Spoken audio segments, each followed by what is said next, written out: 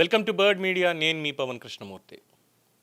ముందుగా ఈ వార్త పూర్తిగా మీకు చెప్పి తర్వాత మనం అసలైనటువంటి విశ్లేషణలోకి వెళ్దాం. కొంచెం లెంగ్ది ఉంటుంది, బట్ స్ట్రాంగ్. ఖమ్మం నగరంలో జరిగినటువంటి ఒక ఘటన ఇప్పుడు మానవత్వానికి ఇది మచ్చగా నిలిచింది.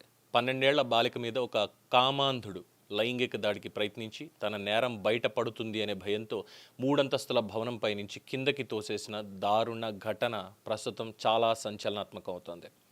పోలీసులు వెల్లడించినటువంటి వివరాల ప్రకారం చూస్తే ఖమ్మంలో ఉన్నటువంటి ఒక అపార్ట్మెంట్లో బాధిత బాలిక కుటుంబం కింది అంతస్తులో నివాసం ఉంటుంది.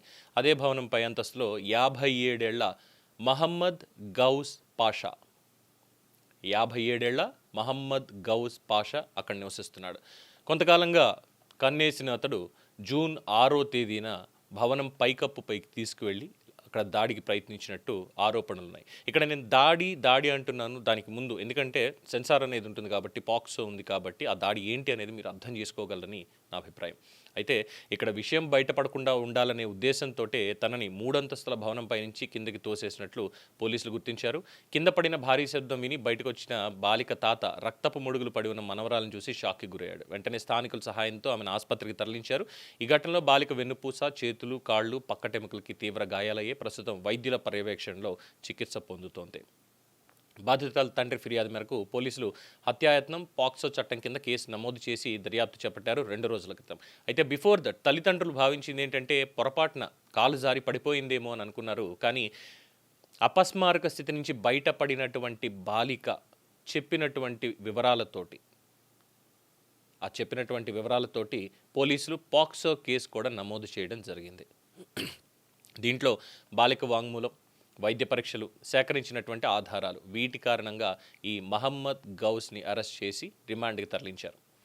ఇక్కడ ఇంకొక పెద్ద ఆశ్చర్యకరమైనటువంటి విషయం, దర్జాగా తిరుగుతున్నాడు. అయ్యో ఏమైంది పాపకి అని కూడా తల్లిదండ్రులని అడగడం ఇదంతా అయ్యింది. పాపం వాళ్ళు కూడా అయ్యో ఇలా అయ్యిందేమో, పైకి వెళ్ళింది, పడిపోయింది, చూడలేదు ఇది అని అనుకున్నారు. కానీ డాక్టర్లు తనని పరీక్ష చేసేటప్పుడు, తనకి ట్రీట్మెంట్ ఇస్తున్నటువంటి డాక్టర్లు బయటపెట్టింది ఇది జరిగినటువంటి విషయం అని చెప్పి తేల్చారు. సో దాంతో ఆ అమ్మాయి స్పార్కులకు వచ్చిన తర్వాత చెప్పినటువంటి విషయాలు ఇవన్నీ తీసుకున్న తర్వాత ఖమ్మం టౌన్ ఏసీపీ రమణమూర్తి గారు చెప్పినట్టు మొత్తం ఈ ఆధారాలు సేకరించి పాక్సో కేసు నమోదు చేశారు. చట్ట ప్రకారం కఠిన చర్యలు తీసుకుంటామని పోలీసులు స్పష్టం చేశారు. ఇక రాజకీయ, సామాజిక వర్గాలు తీవ్ర ఆగ్రహం వ్యక్తం చేస్తున్నాయి.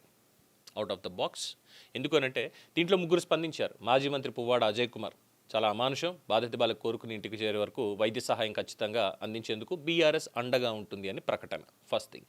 సెకండ్, ఇక రాజ్యసభ సభ్యుడు వద్దిరాజు రవిచంద్ర ఆయన మాట్లాడుతూ బాలిక మీద ఈ దాడి చేసి హత్యకు ప్రయత్నించిన వాడిని కఠినంగా శిక్షించాలి, మెరుగైనటువంటి వైద్య సేవలు బాలిక అందించడంతో పాటుగా 25 లక్షల పరిహారం చెల్లించాలి అని ప్రభుత్వాన్ని డిమాండ్ చేశారు. తర్వాత మాజీ ఎంపీ నామా నాగేశ్వరరావు కూడా ఘటనని తీవ్రంగా ఖండించి జరిగినటువంటి దానికి ఫాస్ట్ ట్రాక్ కోర్టు ద్వారా నిందితుడికి కఠిన శిక్ష పడేలా చర్య తీసుకోవాలి అని డిమాండ్ చేశారు. బాధిత కుటుంబానికి అన్ని విధాలా కూడా అండగా ఉంటామని హామీ ఇచ్చారు. ఒక చిన్నారి జీవితాన్ని ఇలాంటి చిదిమేయాలని చూసినటువంటి నేరస్తులకి చట్టం భయంకరమైన హెచ్చరిక ఇవ్వాల్సిన సమయం ఆసన్నమైంది. బాధిత బాలిక మళ్ళీ పూర్తిగా కోలుకుని మళ్ళీ సాధారణ జీవితంలోకి రావాలని ప్రతి ఒక్కళ్ళు కోరుకుంటున్నారు. అదే సమయంలో మహిళలు, చిన్నారుల భద్రత విషయంలో సమాజం, ప్రభుత్వం, చట్ట అమలు సంస్థలు మరింత అప్రమత్తంగా వ్యవహరించాల్సిన అవసరం మరోసారి స్పష్టమైంది. This is what the news which we have now.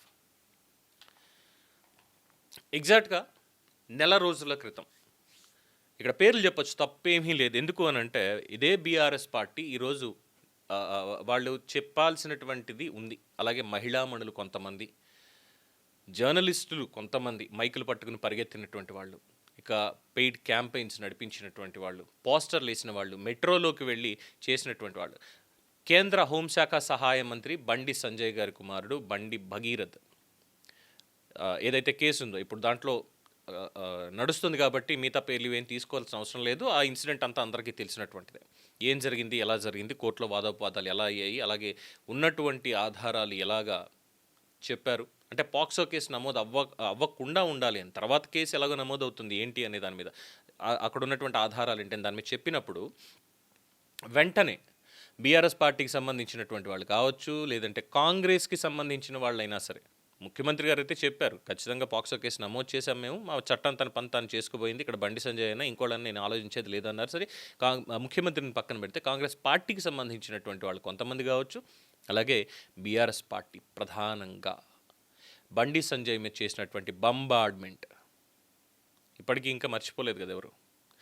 మరి ఇక్కడ ఖమ్మంలో జరిగినటువంటిది, ఇక్కడ ఇంకా 12 ఏళ్ల బాలిక, అక్కడ మైనారిటీ తీరడానికి మేబీ కొన్ని నెలల కాలం మాత్రమే మిగిలింది, కానీ ఇక్కడ మైనారిటీ నిండనటువంటి బాలిక పూర్తిగా 12 ఏళ్ల బాలిక మాత్రమే. మరి ఇప్పుడు ఎందుకని చెప్పి బయటికి రాలేదు వీళ్ళు. సో అక్కడేమో బండి సంజయ్ గారు కేంద్రంలో సహాయ మంత్రిగా ఉన్నారు, కరీంనగర్ ఎంపీ, బీజేపీ మాజీ అధ్యక్షుడు తెలంగాణకి. ఆయన దూకుడుగా ఉంటే బీజేపీ ఇక్కడ ఎక్కడ బలపడిపోతుందో, మన వేళ్ళు ఎక్కడ కదులుతాయో అన్నటువంటి దాంతో పోస్టర్లు కూడా కొట్టించారుగా రోడ్డు మీద ఇష్టం వచ్చినట్టు. అనేక ఛానళ్ళలో వార్తలు వచ్చాయిగా. మరి దీని మీద ఎందుకు అంత స్థాయిలో రాలేదు? 12 ఏళ్ల పాప కదా, అందులోనూ ఖమ్మంగడ్డ, విప్లవాల అడ్డ ఖమ్మంగడ్డ కదా. మరి ఎందుకని చెప్పి ఇప్పటికీ రోడ్డు ఎక్కలేదు ఎవరు? ఎందుకని చెప్పి ఒక్కడు కూడా నోరు తెరవలేదు? అంటే ఇక్కడ 2 విషయాలు వస్తున్నాయి. ఒకటి, మహమ్మద్ గౌస్ పాషా అనేటువంటి పేరు, ఈ పేరు అనేది ఒక పాయింట్. రెండోది, ఇతను బీఆర్ఎస్ కార్యకర్త. పువ్వాడ అజయ్ గారు మాట్లాడారను, నామా నాగేశ్వరరావు గారు మాట్లాడారు, ఇది చెప్పారు. వాళ్ళు కాదు కదా. Where is KTR? ఎక్కడ కవిత? ఎక్కడ మాట్లాడింది ఆవిడ? హైదరాబాద్లో బండి సంజయ్ అంటే రాజకీయంగా జరిగితేనే వీళ్ళందరూ మాట్లాడతారా? ఎక్కడ పాసం యాదగిరి గారు? ఎక్కడ పృథ్వీరాజ్? ఎక్కడ శాంసన్? ఎక్కడ తెలంగాణ శాంసన్? తులసి చందు ఎక్కడ? రఘు ఎక్కడ? ఇంక చెప్పుకుంటూ పోతే చాంతాళ్ళ లిస్ట్ ఉంది. వేర్ ఇస్ మన ప్రశ్న Ravanasura where he is? Pawan Kalyan గారిని టార్గెట్ చేయడానికి అక్కడ కూర్చుని ఉన్నాడా? ఎందుకని మాట్లాడాల దీంట్లో వీళ్ళు? బండి సంజయ్ అయిన సరికి వచ్చేస్తుంది, ఎందుకంటే బీజేపీ కాబట్టి. మరి ఇక్కడ కాంగ్రెస్ పార్టీ నుంచి ఎవరు మాట్లాడలేదు. At the same time BRS నుంచి ఎందుకని వీళ్ళు ఏం మాట్లాడట్లేదు? ఇక్కడ చెప్పినట్టుగా పేరు మహమ్మద్ గౌస్ పాషా అనేటువంటి పేరు. ఎందుకంటే ఇద్దరు కూడా ఎంఐఎం తోటి, ముస్లిం సామాజిక వర్గంతో చాలా బలంగా ఉంటారు కాబట్టి, వాళ్ళ ఓట్ల కోసం ఏదన్నా చేస్తారు కాబట్టి, ఇప్పుడు వాడి పేరు తీసుకొచ్చేసి మాట్లాడితే ఎక్కడ ఇదవుతుందో అనేటువంటి ఒక రాజకీయ స్టంట్ అనుకోవాలా. ఎక్కడే పోస్టర్లు ఎక్కడేశారు? ఇంకా నయం, డాక్టర్లు చెప్పారు కాబట్టి పాక్సో అక్కడ ఇమీడియట్గా అయ్యింది. పోలీసులు స్పష్టంగా ఇచ్చేశారు. రెండింటికి వ్యత్యాసం ఉంది కేసులకి, కానీ అక్కడ ఇంకా మోర్ డ్యామేజ్. ఇక్కడ డ్యామేజ్ ఏం లేదు, అక్కడ ఇంకా మోర్ డ్యామేజ్. పాప ఎలా ఉంది? మొత్తం వెన్నెముక విరిగిపోయింది, పక్కటెముకలు విరిగిపోయాయి, చేతులు కాళ్ళు విరిగిపోయాయి. వాడిని నడి రోడ్డు మీద ఉరి తీయాలి. నడి రోడ్డు మీద ప్రజలందరూ చూస్తుండగా ఉరి తీయాలి. బీఆర్ఎస్ పార్టీ ముందుకు వస్తుందా? ఈ పోస్టర్లు వేస్తుందా? మహిళా మండలందరూ బయటకు వచ్చేసారు కదా. ఏకంగా మహిళా కమిషన్ దాకా వెళ్ళి ఇది చేయకపోతే మేము ఇదైపోతుంది, తెలంగాణ సమాజానికి ఏం చెప్దాం అనుకుంటున్నారు అని చెప్పి రోడ్డు ఎక్కేశారు కదా. ఇప్పుడు ఎందుకు ఎక్కట్లేదు వాడిని ఉరి తీయాలి అని? ఎందుకు ఎక్కట్లేదు రోడ్లు? ఎందుకు పోస్టర్లు వేయట్లేదు? ఎందుకు క్యాంపెయిన్లు రన్ చేయట్లేదు? ఎందుకని ఎవరు మాట్లాడడం లేదు? నిందితుడు అక్కడ పరారీలో లేడు, పోలీసులు పట్టేసుకున్నారు, కేసు పెట్టారు, ఇంతేనా? కేసు తీవ్రత అర్థం కావట్లే. కేసు తీవ్రత దీంట్లో ఎవరికి అర్థం కావట్లేదా? సో అక్కడ బ్లేమ్ గేమ్స్. అక్కడైతే బండి సంజయ్ కాబట్టి, ఒక స్టేచర్ ఉన్నటువంటి వ్యక్తి కాబట్టి, రాజకీయంగా ప్రత్యర్థి కాబట్టి, ఇమీడియట్గా మనం ఏం చేసినా సరే పొలిటికల్ మైలేజ్ మనకు వచ్చేస్తుంది. రైట్? దాని గురించేనా? ఇంకా వేరే ఏం లేదా? మరి ఇక్కడ ఎందుకని మాట్లాడడం లేదు వీళ్ళు? ద సో కాల్డ్ కొంతమంది పిల్ల జర్నలిస్టులు అక్కడ పవన్ కళ్యాణ్ గారి గురించి ఏపీ వెళ్ళి మరి చేస్తున్నటువంటి పిల్ల జర్నలిస్టులు, ఇక్కడ ఉన్నటువంటి ఇంకొంతమంది, మరి వీళ్ళందరూ ఎందుకని దీని విషయంలో అంత స్పందించలేదు? సమాజం మొత్తం స్పందించాలి కదా దీంట్లో. ఆ మహమ్మద్ గౌస్ పాషా అనేటువంటి ఒక చిత్తకార్తె కుక్క 57 ఏళ్ల వయసు, వార్ధక్యం వచ్చేసింది, ఆల్మోస్ట్ 60 ఏళ్ళు. అకార్డింగ్ టు ద సెన్సెస్, మనకు ఉన్నటువంటి లెక్కల ప్రకారం మనిషి భారతదేశంలో సగటు జీవన రేట్ ఏదైతే ఉందో 60 ఏళ్ళు 70 ఏళ్ళు తేల్చేశారు కదా. కాటికి కాళ్ళు చాపుకుని కూర్చున్నాడు ఇంకో 3 ఏళ్లకి. అలాంటి వాడు ఒక 12 ఏళ్ల బాలిక మీద అఘాయిత్యం చేస్తే సమాజం మొత్తం ఏం చేస్తుంది? ఏం చేస్తోంది? ఎందుకు ఇంత మౌనం? ఎందుకని మాట్లాడలేదు? అబ్బో, మేము మాట్లాడాం సార్. మేమెందుకు మాట్లాడాలి? పోలీసులు పట్టుకున్నారు కాబట్టి మేము మాట్లాడాం. మాకు అవసరం లేదు. అదే బండి సంజయ్నో లేదంటే ఇంకొకళ్ళు బీజేపీ లీడర్ ఎవరైనా ఉన్నారు అంటే డెఫినెట్గా వచ్చేస్తాం మేము. ఎర్ర జెండాలు వేసుకుని వచ్చేస్తాం, పచ్చ జెండాలు వేసుకుని వచ్చేస్తాం, గులాబీ జెండాలు వేసుకుని వచ్చేస్తాం, అన్ని జెండాలు కలుపుకుని వచ్చేస్తాం, క్యాండిల్స్ పట్టేసుకుంటాం, సోషల్ మీడియాలో గోల పెట్టేస్తాం. ఇంకా మామూలు గోల పెట్టం మేము. వాడి ఇంకేంది ఇలాంటి వాడిని అసలు సమాజంలో ఉండనివ్వకూడదు అన్నటువంటి మాటలు కూడా వచ్చేస్తాయి. వాడి బాబు బలుపు చూసుకొని ఇదంతా చేశాడా, ఆ పదవి చూసుకుని ఇదంతా చేశాడన్న మాటలు వచ్చేస్తాయి. మరి వీడిక్కడ ఏం చేశాడు? గులాబీ జెండాని చూసి చేశాడా? పర్లేదు, నన్ను ఎవడ ఏం చేయలేడులే అని ఖమ్మంలో అదే చెప్తారా? వై? అక్కడ హెడ్లైన్స్ ఎందుకు, ఇక్కడికి వచ్చేసరికి మౌనం ఎందుకు? ఆడే ఉందిలే, ఆడ బొకలా ముసలాడాడు, అక్కడ ఖమ్మంలో ఏడిసి వస్తాడాడు, ఆడికేం పెద్ద పేరు ప్రఖ్యాతులు లేవు, ఆడేం పీకింది లేదు, చేసింది లేదు, ఆడి గురించి మనకెందుకు? కానీ మన పార్టీ కార్యకర్తే కదా కేటీఆర్ గారు చేసింది, మన పార్టీ కార్యకర్తే కదా. మరి ఇప్పుడు పార్టీ దానికి తీసుకోవాలి కదా బాధ్యత. చెప్తారు, మా అజయ్ గారు మాట్లాడేశారు, నాగేశ్వరరావు గారు మాట్లాడేశారు, ఎంపీ గారు కూడా చెప్పేశారు కదా. ఇంకెందుకు మేమెందుకు? మరి ఆ రోజు బండి సంజయ్ గురించి మొత్తం పార్టీ లైన్ మొత్తం అధినాయకుడి దగ్గర నుంచి కార్యకర్త దాకా మొత్తం బంబాడింగ్ చేశారు కదా, including Congress party and BRS. మరి ఎందుకు ఇప్పుడు మౌనంగా ఉన్నారు?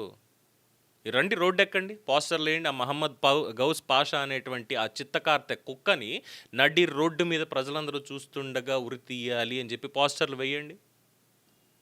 వాడు కనబడట్లేదు అని కాదు, వాడిని సారీ ఈ మాట అనకూడదు ఇక్కడ, వాడిని నడి రోడ్డు మీద ఉరి తీయండి అని వేయండి పోస్టర్లు. మేము వెయ్యం. ఎందుకు ఇంత డబుల్ స్టాండర్డ్స్? రాజకీయాలు కావాలంటే రాజకీయాలు చేసుకోండి, అంతేగాని ఇష్టం వచ్చినట్టు అన్నీ ఇందులో కెలికేసి మేము ఇలాగే చేస్తాం, మేము ఇలాగే ఉంటామంటే సమాజం చూస్తాం సార్. డెఫినెట్గా రేపు పొద్దున్న తెలంగాణ పౌర సమాజానికి సమాధానం చెప్పుకోవాలి వీళ్ళందరూ కూడా, the so called people who ever talked on that. ఎవరెవరైతే దాని మీద అంత ప్రాపగండా చేశారో మొత్తం అందరూ కూడా రేపు పొద్దున్న సమాధానం చెప్పి తీరాలి. ఎవరెవరైతే ఆంధ్ర తెలంగాణ అంటూ విభేదాలు తీసుకొస్తున్నారో వాళ్ళందరూ రేపు పొద్దున్న సమాధానాలు చెప్పి తీరాలి. జర్నలిజం ముసుగులో ఇష్టం వచ్చినట్టు ఎవరేం చేస్తున్నారో వాళ్ళు దీని మీద సమాధానం చెప్పి తీరాలి ఖచ్చితంగా. సో చూద్దాం ఎవరన్నా రెస్పాండ్ అవుతారా దీనికి. రెస్పాండ్ అవ్వకపోతే అప్పుడు మళ్ళీ ఇంకొకసారి ఉద్దరు వేసుకుందాం. ఇది ఖమ్మంలో జరిగినటువంటి ఘటన అండి. ఎందుకంటే 2 కేసులకి అసలు పొంతన లేదు. బండి సంజయ్ గారి కుమారుడి కేసుకు సంబంధించి బండి భగీరథ్ది, ఆ కేసుకు కానీ ఈ కేసుకు కానీ పొంతన లేదు. 2 కేసులు, ఒకటే పాక్సో మైనర్ మీద అఘాయిత్యం అనేటువంటి దాని మీద. బట్ ఇక్కడ దగ్గరకు వచ్చేసరికి ఇది మ్యూచువల్గా ఉన్నటువంటి సమయంలో జరిగింది అన్నారు. దానికి సంబంధించి ఇరు కుటుంబాలు కూడా దీనికి బాధ్యత వహించాలి ముందు, ఇరు కుటుంబాలు, ఎందుకంటే వాళ్ళ పెంపకం దగ్గరకు వస్తుంది. బట్ ఇక్కడ పెంపకం దగ్గరకు రాదు. ఇక్కడ ఒక పిచ్చి పట్టిన చిత్తకార్తె కుక్క మహమ్మద్ గౌస్ పాషా అనేటువంటి వాడు చేసినటువంటి పనికి ఒక 12 ఏళ్ల చిన్నారి ఈరోజు ఇక లేస్తుంది అనేటువంటి అనుమానం, లేచి నడవగలదా అనేటువంటి ఒక అనుమానం. డాక్టర్లు పర్యవేక్షిస్తున్నారు, చికిత్స అందిస్తున్నారు. బట్ తన భవిష్యత్తు ఏమవ్వాలి? సమాజం స్తబ్దుగా ఉంది దీని మీద, ఒక్కళ్ళు సరిగ్గా మాట్లాడడం లేదు. మరి ఇదేనా? మీ అభిప్రాయం తెలియచేయండి. చూస్తూనే ఉండండి ది బర్డ్ మీడియా. ఈ వీడియో మీకు నచ్చినట్లయితే లైక్ చేయండి, షేర్ చేయండి, సబ్స్క్రైబ్ చేయండి. మరిన్ని అప్డేట్ల కోసం మా వాట్సాప్ ఛానల్ను ఫాలో చేయండి.